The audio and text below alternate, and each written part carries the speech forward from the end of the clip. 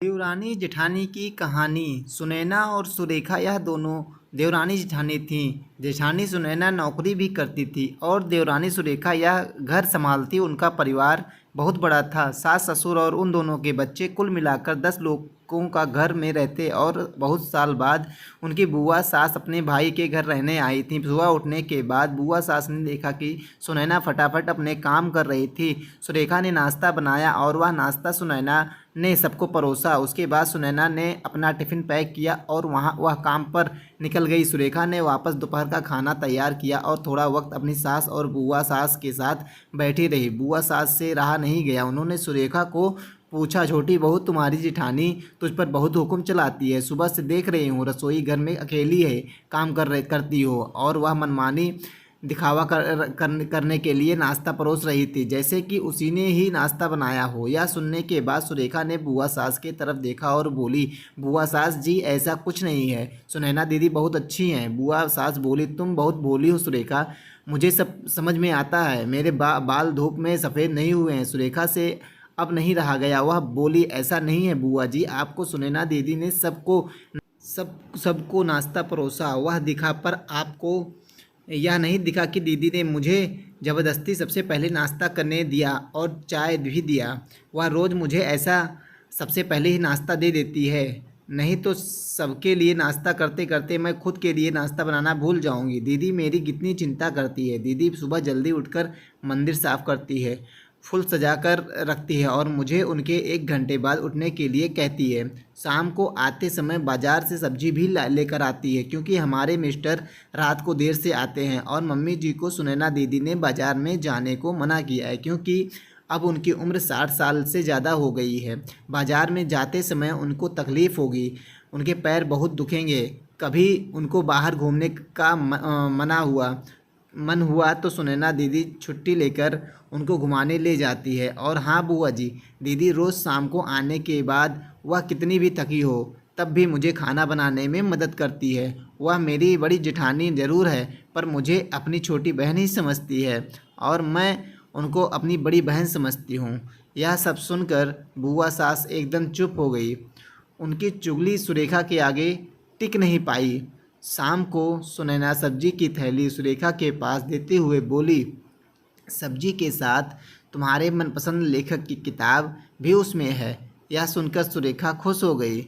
सुनैना को thank you बोलकर सब्जी की थैली किचन में रख कर वह अपने रूम में चली गई। उतने में बुआ ने सुनैना को आवाज़ दी, बड़ी बहू ज़रा यहाँ आना। वह बोली, सुनैना तू इतनी मेहनत करके पैसे कमाती है और ऐसे फालतू में किताब खरीदी करके मुफ्त का खर्चा करती हो, वह भी अपनी छोटी देवरानी के लिए। वह ऐसे भी घर में बैठकर करती क्या है? तुम दिन भर मेहनत करती हो और वह घर में आराम करती है। इस पर सुनैना हंसकर बोली, क्या बुआ जी, आराम? और सुरेखा, उसे तो कहने पर भी वह आराम करती नहीं। सुबह उठकर बेचारी काम करती है।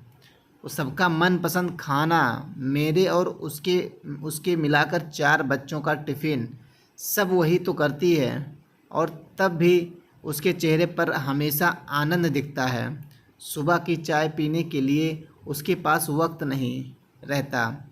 दोपहर को जब बच्चे घर आते हैं तो उनका खाना, होमवर्क सब वही तो देखती है। इसलिए मुझे बच्चों का टेंशन नहीं है और इसलिए ही मैं ऑफिस में मन लगाकर काम कर पाती हूँ। कुछ दिन पहले ही मुझे प्रमोशन मिला है। इसके अलावा मम्मी जी और पापा जी की दवाइयाँ कभी ख़त्म हो गई और कभी लाने की हो तो वही ध्यान में रखती है। घर में कोई मेहमान आए तो उनकी मेहमान नवाजी भी वो वही करती है।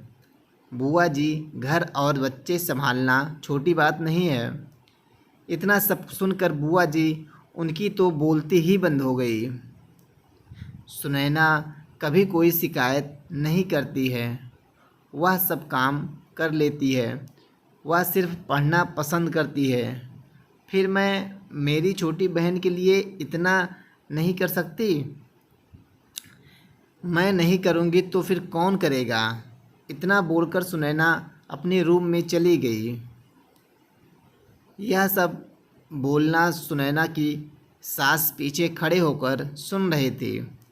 वह बुआ के पास आई और बोली, जी जी, यह दोनों देवरानी जेठानी जरूर हैं, लेकिन उनका रिश्ता दो सगी बहनों से ज़्यादा पक्का है। मेरे घर की मजबूत दीवारें हैं यह दोनों। पहले मैं भी एक बुरी सास थी, हमेशा इन दोनों में झगड़ा लगाने का प्रयास करती थी, पर यह दोनों के प्यार के आगे मैं भी हार गई। वैसे भी झगड़ा लगाकर नुकसान तो हमारे ही घर का होगा ना। पर यह बात बुआ को समझ में नहीं आई। रुदन करते हुए कमरे से बाहर चली गईं, क्योंकि उन दोनों में झगड़ा लगाने के लिए ही वह आई थी। पर सुनैना और सुलेखा, इनके जैसी दो समझदार देवरानी और जेठानी के बीच झगड़ा करवाना बहुत मुश्किल था।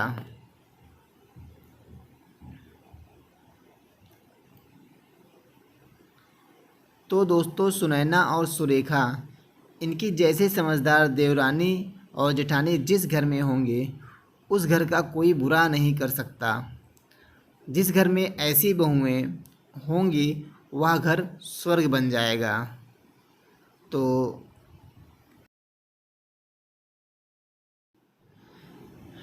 तो थैंक यू दोस्तों। ये कहानी आपको कैसी लगी आप कमेंट बॉक्स में ज़रूर बताइएगा, और लाइक सब्सक्राइब करना मत भूलिएगा। और हम मिलते हैं एक नए हिंदी स्टोरी में। तब तक के लिए जय हिंद दोस्तों।